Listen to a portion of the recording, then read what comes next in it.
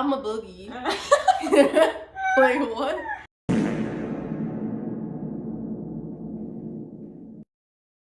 Hello. Welcome Welcome. to the Timey-Wimey Talks Yes. podcast with your girl Tyara And Alyssa. Thank you for joining us today Thank you so much. for this wonderful discussion about what episode we're going to talk about? We're going to talk about space babies. And we watched this a few weeks ago, and then we decided to revisit because we wanted to record about it. And today I'm wearing my special sweatshirt.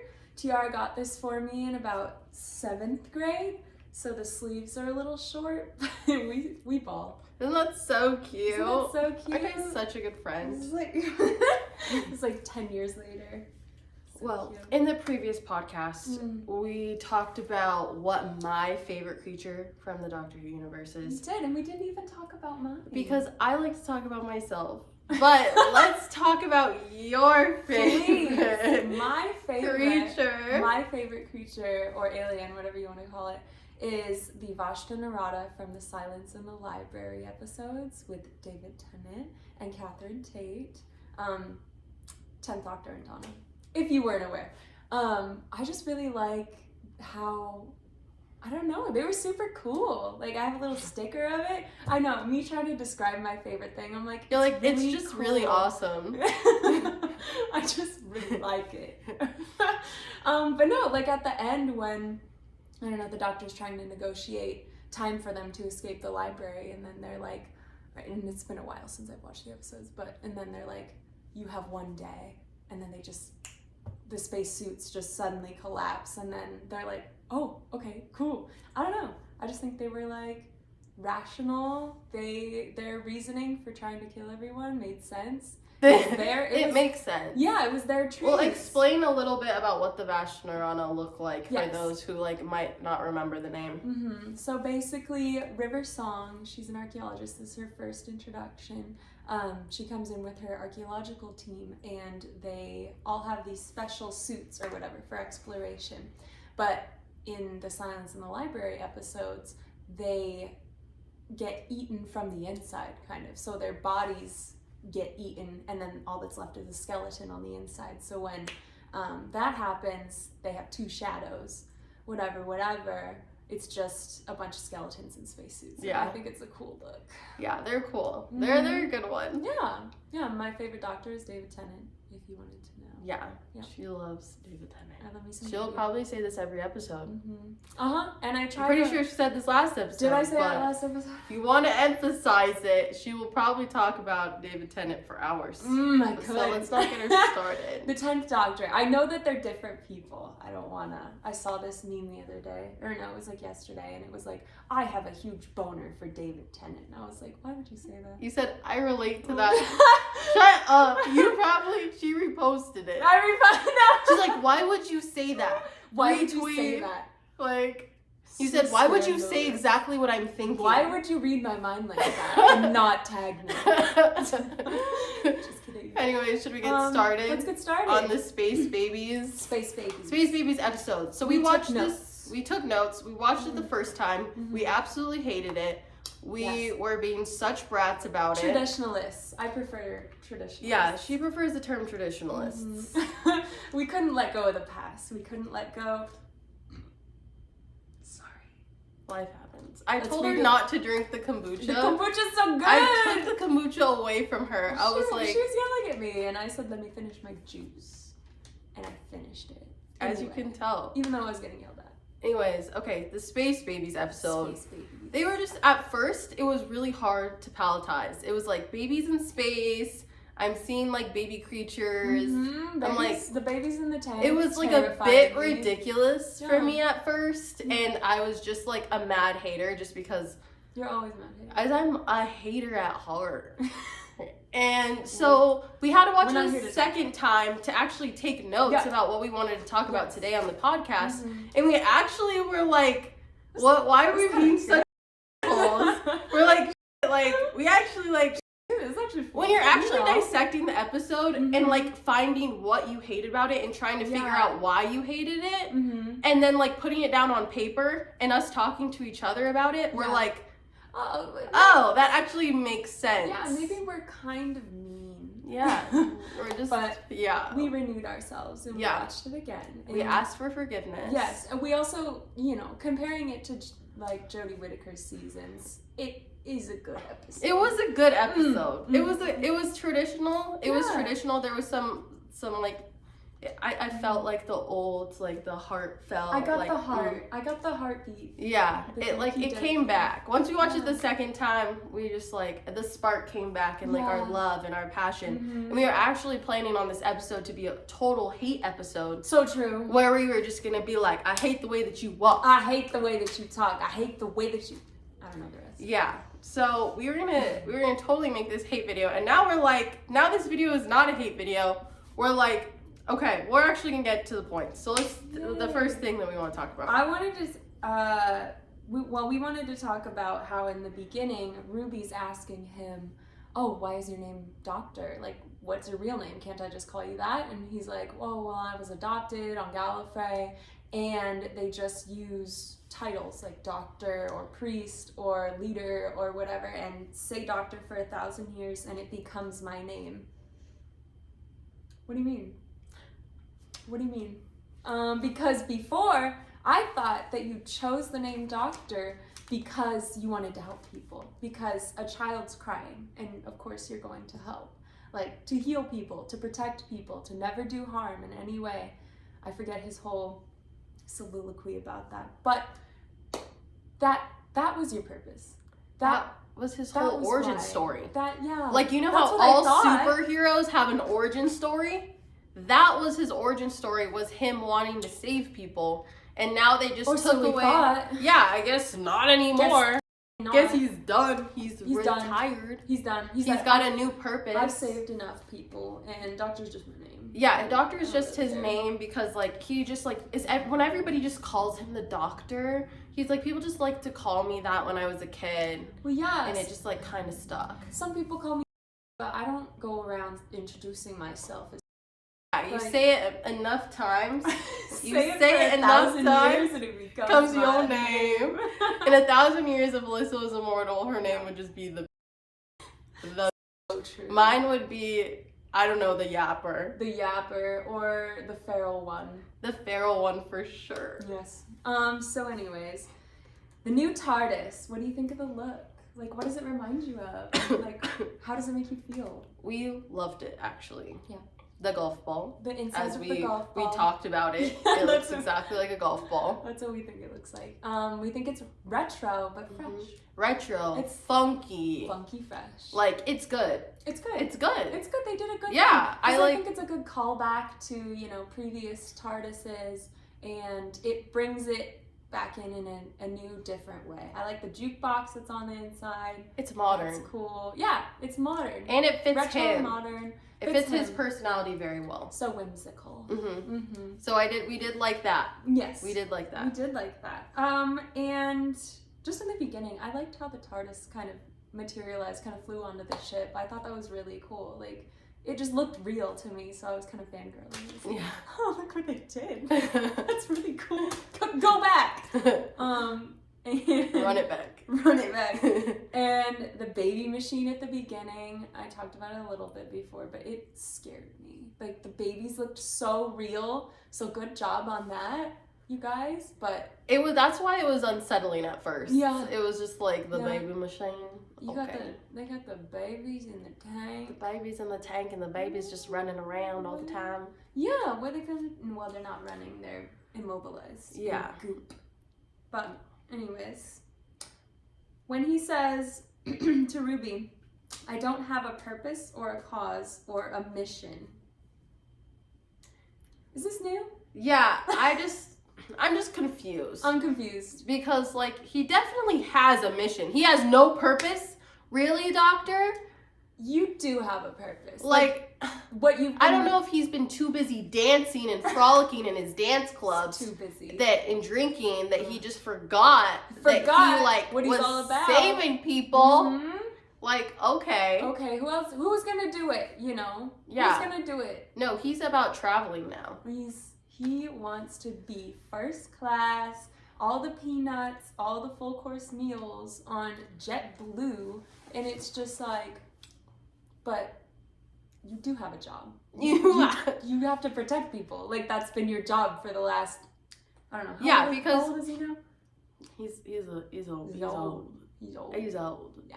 Also, like, there's like a whole episode where we talked about this, but like his mission is like when he hears a kid crying, like you have to stop. He like said that in one of the episodes. Mm-hmm. So it's like, was that Matt Smith? I think so. Yeah. And so I don't know. Apparently he doesn't hear nothing no more. He's just vibing. He's just vibing. And maybe we missed something in the Jodie episodes. I mean, you watched a little bit of them, but honestly, I don't think anybody watched the Jodie episodes, so I don't think... I hate watched one of them. Yeah. But I think maybe what they could possibly doing in this season is, I'm just playing, like, for the writer's purposes, the devil's advocate.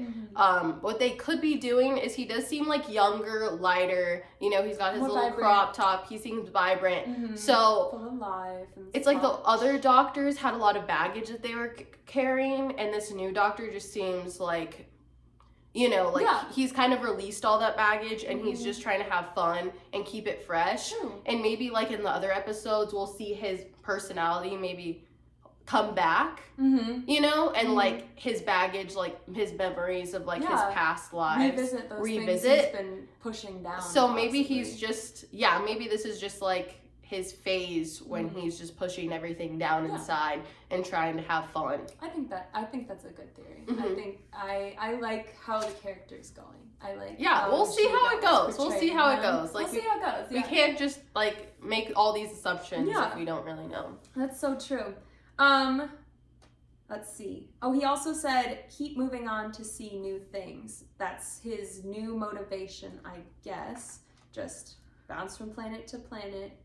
Sure. Huge props to whomever made those remote controlled strollers. That was really cool. Good job, robotics team. The babies never having been held before. Like, how sad. I was sad. She's an empathetic person. I'm not. She took so many notes where she was like, oh. I was like, oh. And I was just like, this moment is so good. I'm like, Tyara, don't you know? And she's just over here like, when's the hot? Anyway, when the scene where he comes in and he's like, Bogeyman to all the babies, just to scare them. I thought I was like, why are you doing all that? What the hell? But didn't you had a separate thought about that? Yeah, I had a thought about that. I like that he was scaring the babies because it brought it back to the old doctors where since he's lived so long, he's not very empathetic over like silly little things. Yeah. So, like example, Peter Capaldi, he was like the least empathetic person on the planet. He was a and so to see kind of him being a come back and him not understanding like human emotion as much because they're not used to all these creatures, I like that part. Yeah, me, I was like, that's up to, you can't do that to babies. And then Tiara's like, yes. Alyssa, the empathetic one. I'm like, yes. I was like, they're being so dramatic. Humans.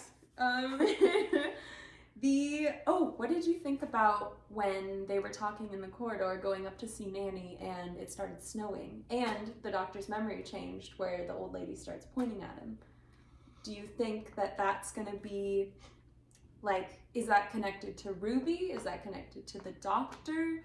Do you think that's going to be kind of an overarching mystery for this season? Yeah, I think you talked about it a little bit. She's better explaining that, but I think it is like a foreshadowing to what happens on the previous seasons, if you want to explain that. Yes, so like the crack in the wall for Amy, how that followed her, and then they nicely tied it in at the end. Bad Wolf with Rose. I'm trying to think of more. I know there's more. Yeah, but we're seeing the patterns, which is cool. I think that's really cool. I think it's like that. So we'll see what happens with that. But I'm excited. We're intrigued. We're intrigued. So this little mystery. I feel like we haven't gotten something like that in a while. Something for the viewers to solve while you're watching it. They're giving like little clues, which is kind of fun that we can put together. So it'll be cool to see. Yeah. Another one was when I think it was the 10th Doctor and Donna leading up to the Dr. Donna episode. God, why can't I remember the names of anything? But when they kind of threw in the names of planets, or the bees are disappearing, or on the Midnight episode, the lost moon of Poosh, and that was so quick and so small, and then it tied all together at the end, and I was like, I see what you did I remember that. I see what you did there. So Nanny, what do you think about her? She's Queen Charlotte in Bridgerton. Season 3 just came out.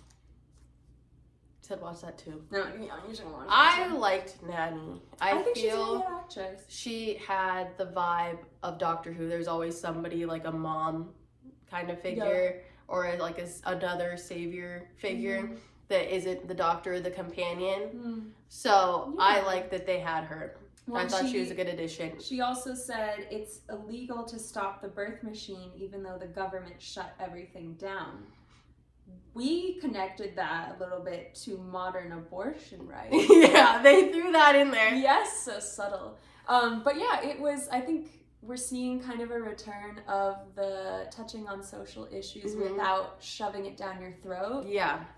Which is a really good thing. I think that you don't have to spell it out for everybody. I mean, of course you're going to get new viewers now, especially being on Disney Plus. You're going to get a lot of kids. Things have to be explained to people. But I feel like a majority of the viewers of Doctor Who have been watching a long time. Yep. Ruby said in that episode, she said, what'd she say? She was like, oh yeah, once the babies are born, the government no longer cares about what happens to them. And that's why they didn't shut down the baby machine, because it would have been unethical. But they also left them up there in space. Yeah. So she kind of touched on, abortion on that subject. It was very light and it was subtle, but you got the point and the message, which is what we like about Doctor Who, is just the subtle. It's like, okay, this is what it's about. Awareness. I got it. I'm good now, She also said the planet below will refuse to stop the babies being born, but once they're born, they don't look after them. It's a very strange planet. And I was like, subtle. We like what you did there. Yeah. But yeah, I think it was a really good scene for just, I don't know, telling us what it's kind of about and making you think instead of just being like, you should think this way. It's like, it gives you space to be able to be an individual and have your own opinions on what you're watching, which I think is really good. It's a really good way to do media. Oh, 1,000%. Just show me. They asked Nanny, why would you hide, like up in the, I forget what it's called, the room, the storage room. She said, because I don't want to see them die and I don't want them to see me die. That's another moment where I nearly cried and I was like, where Alyssa was like all teary-eyed. I was like imagining myself in that scenario, just like, because that's what I initially thought too. I was like, Nanny, why are you locked up in here? These babies want to, I'm sure they'd love to have human contact and have like a mother figure. And then she's like, because I don't want them to watch me die. And I'm gonna die first. And I'm like, real. It also showed how fragile they were, because when they did see the doctor and his companion, they immediately were like, Mom, Dad. So it shows they can't really handle they still have the kiddish emotions. So like seeing the nanny die would be super traumatic for them. Having an attachment like that. And they said that too in the beginning, where they're babies, but they mentally like grew up so that they could run the ship and everything. Like they're developed a little more, so those emotions would be fairly intense. Kind of, I don't know, it made me sad. But anyways, I like that when they were down below with the Bogeyman, I like that Ruby came up with the idea to get the Bogeyman's attention instead of it just being the doctor running the show. I was like, good for you, girl. Like, and I'm seeing your character and I like it. Like, you're showing me who you are, and I thought that was a really good scene for I mean, we both thought of that. Like, it was really good for characterization. Yeah, too. characterization of her to show that she's like strong and independent and wants to do things on her own. And even more on that characterization when they find out what the Bogeyman's actually made of, too. That whole exchange between the Doctor and Ruby I thought was really good for their characterization. Like, we got to see that he was...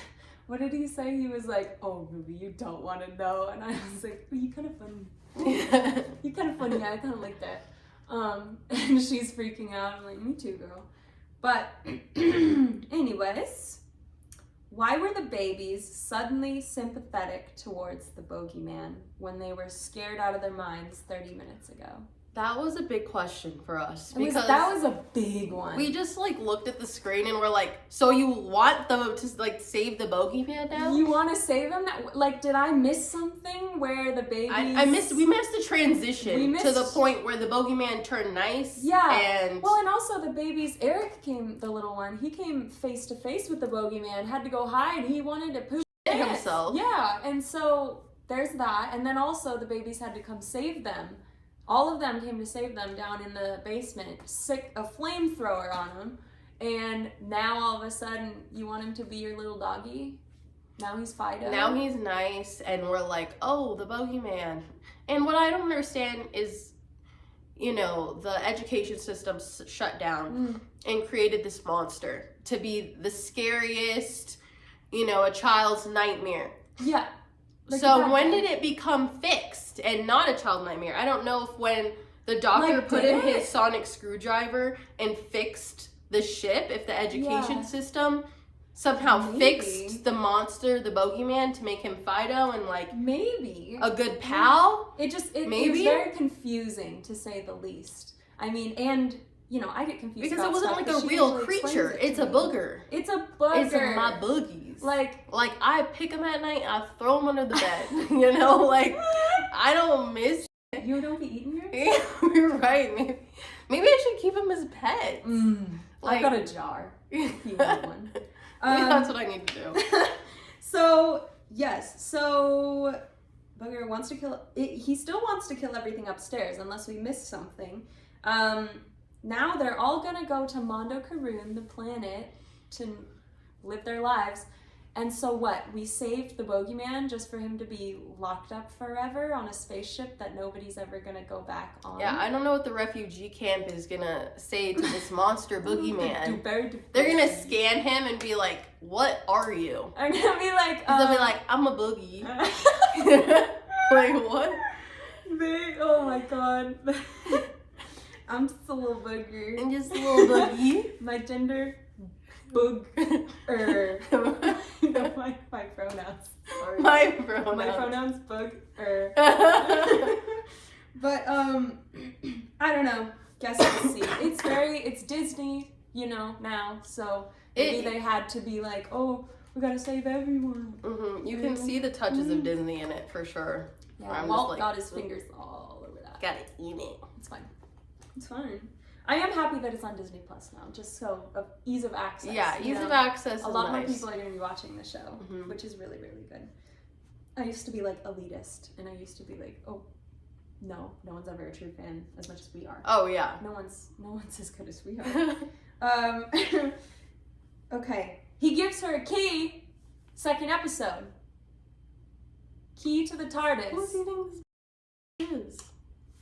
I don't know. Maybe he wants to keep her around because of all the connections. However, the other had to earn that shit. For real. They had to earn that shit. Just as like, oh, whatever. Here's my house key. Come in whenever you want at night. Like, I'm sorry. Have you ever dated anybody and gave them a house key on the second date? Like, also, no. What? Well, it just confused me because I was like, I mean, maybe it's part of his new character now. Maybe he's more maybe he just is generous or something with trusting. But trusting, yeah, I don't know. I was just a little irritated because I'm like, oh, what did she do to deserve it? What did she do? She found out it was a boogie. Like, Okay, I knew that too. I knew that. I knew it too. I called it in the episode too. Okay. She did. She actually was like, I oh did. My God. I was like, I bet it's made out of the snot. And it was. And It's not that hard. He's called the Bogeyman. Whatever. You're so smart. Whatever. So apparently, she's IQ's higher than mine. Yeah, and also, when he asked her, or he didn't even, I kind of asked her to come along, but when he asked her to come along, he wasn't his usual, oh, it's going to be dangerous. Oh, your life's going to be in danger. I thought that was a little interesting. I don't know if they forgot to include that, but I feel like every time before, the doctor was very cautionary. He was like, hey, your life's going to be in danger. I mean, maybe she already knew, but I don't know. I kind of liked that about the doctor. You know, it shows that you're worried about this person's life, even though they're a human and a lot, you know, she's 19. Also, do you want to talk about the threat of 19-year-olds? Oh my goodness. So I looked this up because when we saw on her screen when he was scanning her that she was 19, I was like, 19? I was like, girl, she's freshly legal. Like, please. And then I remembered, like, Rose was 19. Mm-hmm. Also, we didn't care about that. Who else was 19? Because we were kids. Amy, when she met the doctor, the doctor was 7, but then she waited 12 years, so she would have been 19. And then Clara was kind of young. I'm pretty sure this man's the Leonardo DiCaprio of the Doctor Who universe. He's like, once they turn 25, they're no longer to use to me. Donna was like his like mom or his friend. Well, she was my favorite too. I'm like, what is up with you and 19-year-olds? I think it might just remind him of being young, I guess. But 19 is a but weird he also like connection. It's a weird. He also got with Rose. Similarity. He got with Rose. He ended up with her, or one of his versions did. Yeah. And I mean, can we talk about the chemistry between Matt Smith and Amy? Like really? 19! They're 19! You're like 1,000 years old. Well, he's like millions now, I think. After, you remember the Peter Capaldi episode where he's locked in like the prison and all the skulls are like in the water? That's a really good episode, dude. That's one of my favorites. I cry every time. And also Peter Capaldi was like into Clara too. Yeah. Because he was like constantly saying like, oh, you don't like me now because I'm like old. You're not into GILFs. Like what? He's like all confused. Yes. I'm trying to remember. Yeah, you're totally right. Yeah, what do you guys think about that? Yeah, swipe up. I mean, like, we're kind of used to it now, I guess. Yeah. You know, it's just, it was the culture back then. Uh-huh. Mm-hmm. So. Yeah, so when it was Rose initially, you know, we're kids. We don't care. See the age gap. Yeah, we don't know. We just see the characters. Recently, but now. You Googled it today. Yeah, I Googled it today. To talk about because I just saw she was 19 and I was like, Yeah. Do we say something? Do we just shut our mouth? My closing note, I hope the doctor fixes Ruby's kitchen. Or Ruby's mom's kitchen. It's kind of rude. As you can see, she's empath. She's like, I hope you clean up. He better fix that because that's messed up. You can't just materialize in somebody's kitchen. And literally the ceiling's falling down. I don't think they're rich, bruh. I don't think they're rich. I think you should fix that. Out of touch. He's out of touch. He's so out of touch. So, he's just fun. I hope Ruby yelled at him for it or something like that. But anyway, closing notes, we really like Nishirigawa. Oh yeah. We really like him. I think that he's got a lot of potential. And we still haven't watched the 3rd and the 4th episode yet. Yeah, there's a lot of potential for this season. So we're really excited about it. So excited. And really excited to review all of them. And And if you didn't like the babies episode, watch it another time. Just watch it again. Give your stomach time to settle. Exactly. Because that's what we did. So I think we may just watch all of them twice, you know, to really just like feel it. We could do that. You know? Yeah? Yeah. Let us know if you think that's a good idea. Yeah. If we should just do a fresh take. Control our lives. Control our lives, please. Because the government doesn't enough. I'm just kidding. Well, thank you for watching. Bye. Oh, also follow us on TikTok if you do not want to watch us talk for 30 minutes. We're yappers for sure. Yappers. We'll be posting clips at Timey-Wimey Talks on TikTok. And it's Timey Wimey Talks. Yep. No period at the end. Anyway. So tune in. Thank you for watching. Thank you so much. 2 hearts. 2 hearts. Oh, it's backwards. Oh, she has a tattoo of 2 hearts for Doctor Who. Anytime I get to talk about And it. yeah. Okay. Throw it in. Well, thank you. Bye. Bye.